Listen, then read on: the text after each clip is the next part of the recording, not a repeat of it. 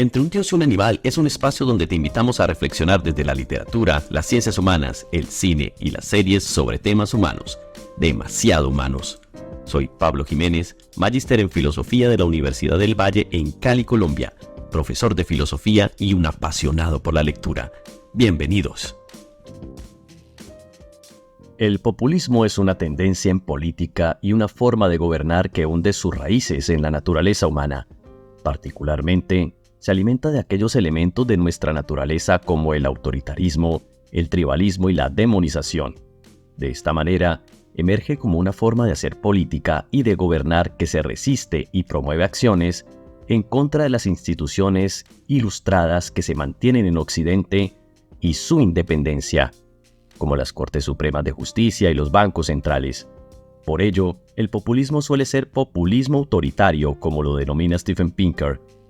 Para exacerbar esta resistencia y mover a la acción a sus seguidores, los líderes e ideólogos populistas reclaman en sus discursos la soberanía absoluta del pueblo de una nación. Cuando un líder populista habla del pueblo, vende falsamente la idea que se refiere a toda la población de un país. En realidad, lo que llama pueblo se reduce solo a aquellos que siguen sin cuestionar al líder de su tribu o movimiento. En otras palabras, lo que en realidad hacen estos líderes es identificar lo que llaman pueblo con un grupo étnico o una clase social y homogenizan ideológicamente a sus seguidores con el fin de señalar a quienes los cuestionen como antipueblo.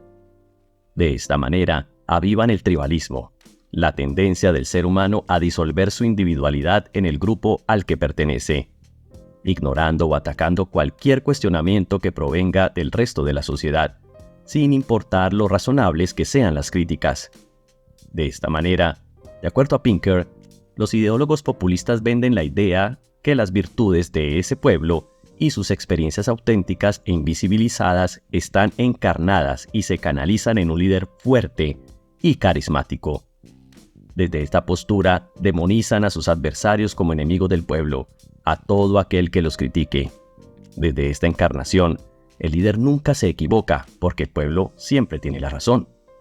Esto le brinda al líder populista la posibilidad de fortalecer su lucha por resistir y por hacerse de las instituciones republicanas y le abre la puerta al autoritarismo. El populismo no es una ideología, pues como dice Pinker, se presenta en versiones de izquierdas y derechas. Más bien es una forma de hacer política y de gobernar. Una estrategia en la que convergen los extremistas de izquierdas y de derechas. Dicha convergencia no solo se da en términos de tener como enemigo común las instituciones construidas desde la Ilustración. Los populistas de izquierda y de derechas convergen también en su resistencia a la idea de progreso gradual guiado por la ciencia y el humanismo. De acuerdo con el economista Alejandro Gaviria, los ideólogos y líderes extremistas de izquierda suelen desconocer el progreso social, y los ideólogos extremistas de derecha el avance moral. Ambos extremos viciosos se conectan en el populismo como estrategia. Fingen odiarse en la contienda política, mientras sus seguidores en la ciudadanía, divididos en dos tribus homogenizadas ideológicamente, se despedazan con improperios y falacias en las redes sociales, ámbitos familiares y laborales bajo un auténtico odio. Sin embargo, los ideólogos y líderes del populismo autoritario que, entre comillas, están ideológicamente en orillas totalmente opuestas, encuentran otro frente común para atacar y converger, el justo medio del humanismo y la ciencia, que juntos tienen como prioridad el bienestar de mujeres, hombres y niños individuales por encima de la gloria de la tribu, la raza, la nación o la religión. De ahí que el odio entre ideólogos y líderes populistas no sea un sentimiento genuino siquiera, sino pragmático. Este enemigo común los une y devela que comparten estrategias. Unos y otros, ideólogos y líderes populistas de extrema izquierda y derecha, son inmunes a los datos, a la racionalidad científica, porque lo único que les interesa es promover narrativas fatalistas y catastrofistas, para demonizar a sus críticos como culpables del desastre apocalíptico en el que supuestamente está sumido el país, y así vender a sus líderes carismáticos como únicos posibles salvadores. Sin embargo, como afirma Alejandro Gaviria, vale la pena enseñarles esos datos de vez en cuando, con alardes positivistas, por supuesto, así sea para hacerlo rabiar. No obstante, ¿cómo construyen sus discursos y narrativas los que llevan la batuta en un movimiento populista? De muchas maneras, pero en cualquiera de ellas, en la forma y la estructura, los discursos de los populistas de izquierda y de derecha son casi las mismas. En el contenido varían. Una de las características del discurso de los líderes populistas de izquierda es el uso compulsivo de palabras como pueblo, privilegio y desigualdad. Sus narrativas distópicas, fatalistas y paranoides suelen articular estas palabras en falacias como el falso dilema y el ad hominem. La falacia del falso dilema se presenta cuando quien argumenta le da solo dos opciones a escoger al interlocutor, ocultando, involuntaria o deliberadamente, que existen más opciones, para que el interlocutor escoja la opción que le conviene a quien argumenta. Por su parte, la falacia ad hominem consiste en atacar a la persona en lugar de contraargumentar la postura o el argumento del interlocutor. Estos ataques personales van desde apelar a las características físicas y psicológicas hasta apelar a las circunstancias del interlocutor o rival argumentativo. Con ayuda de estos recursos discursivos, los ideólogos y líderes populistas de izquierda fomentan en sus seguidores el tribalismo, la demonización del adversario político y la paranoia colectiva. Por su parte, el discurso de los líderes populistas de derecha se caracteriza por el uso compulsivo de palabras como terrorismo y seguridad.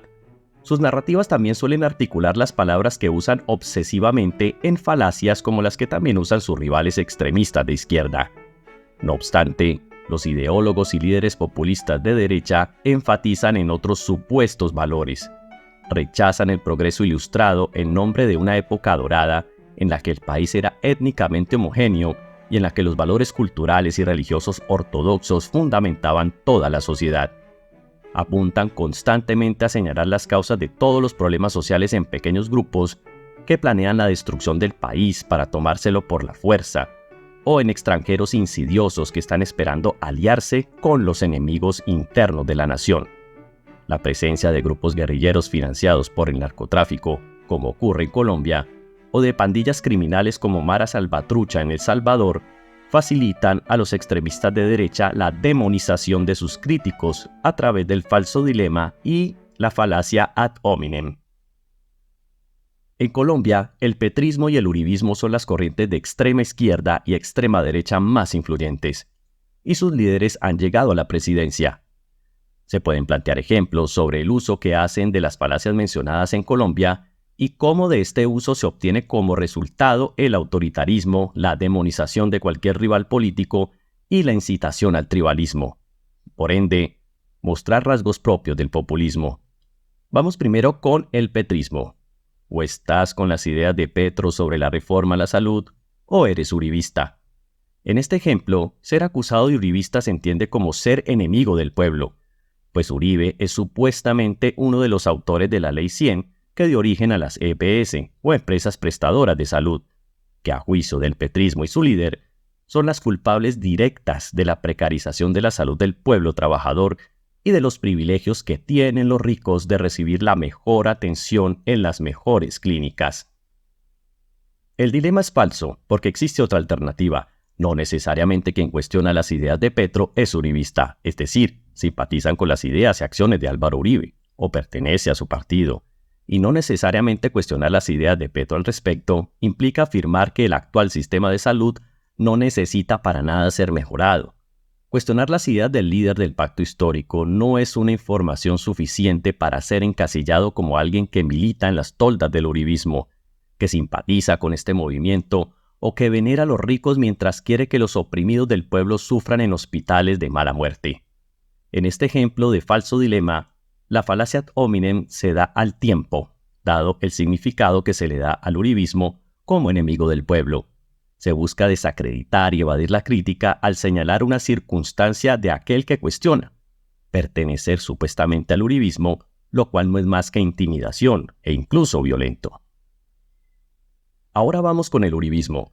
Durante los 2 periodos de gobierno de Álvaro Uribe, su política gubernamental bandera fue la llamada seguridad democrática, cuya propuesta tenía 2 ejes centrales: El primero era fortalecer las instituciones de seguridad del país, ejército, policía, DAS, para que redoblaran su presencia sobre todo en los territorios en los que operaban grupos insurgentes, sobre todo las FARC, y exigirles a los cuerpos de seguridad del Estado resultados rápidos e inmediatos de capturas y bajas de miembros de las guerrillas.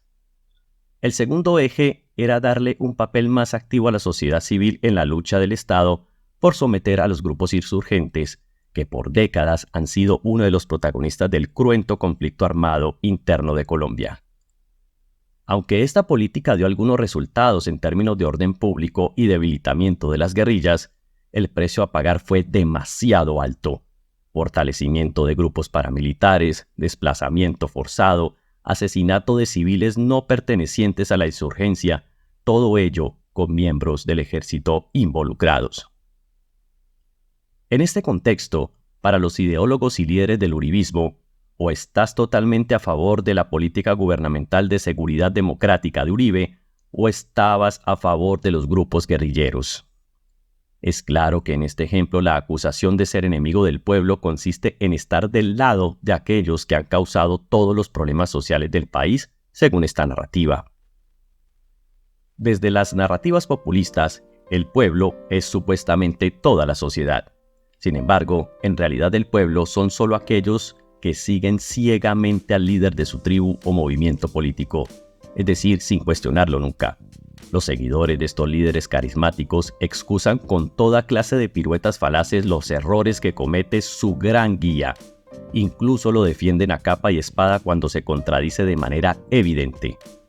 Por ejemplo, si el líder se vendió en campaña como un ecologista radical antipetróleo y anticarbón, pero una vez es presidente celebra en Twitter la entrada de dinero de inversiones extranjeros al sector del petróleo, sus seguidores no tardarán en defenderlo en lugar de señalar su incoherencia. Dirán que es un tipo pragmático y brillante, que conoce muy bien cómo jugar contra las élites malvadas imperialistas que quieren envenenar el planeta. Dirán que ese dinero sucio se limpiará con subsidios e inversión social, y que todos aquellos que los cuestionan son voraces neoliberales que aman más el dinero que la supervivencia en el planeta. Con estas formas discursivas, los seguidores fieles gestionan su doble pensar y replican el doble pensar de su líder, resistiendo a las fuerzas de la racionalidad. Como afirma Orwell, dicen mentiras a la vez que creen sinceramente en ellas, olvidan todo hecho que no convenga recordar y luego, cuando vuelva a ser necesario, lo sacan del olvido solo por el tiempo que convenga. Niegan la existencia de la realidad objetiva sin dejar ni por un momento de saber que existe esa realidad que se niega. Como ciudadanos podemos afrontar el populismo al estar más atento a aquellos rasgos que hacen parte de nuestra naturaleza humana y que nos hacen propensos a pasar por alto las manipulaciones de ciertos líderes políticos. Entre esos rasgos están la propensión a tener sesgos cognitivos y cometer o ser presa de falacias. Una educación institucional y autodidacta, una manera de informarse teniendo en cuenta estos rasgos y su forma de neutralizarlos mediante la racionalidad, pensamiento crítico, lógica y pensamiento cuantitativo, y los valores del humanismo ilustrado, son medidas que podemos tomar como individuos y ciudadanos libres. ¿Y tú, qué opinas? Deja tu valiosa opinión en los comentarios, suscríbete y dale like a nuestro video. También nos puedes encontrar en Instagram como @entreundios y un animal. Síguenos. Hasta el próximo episodio.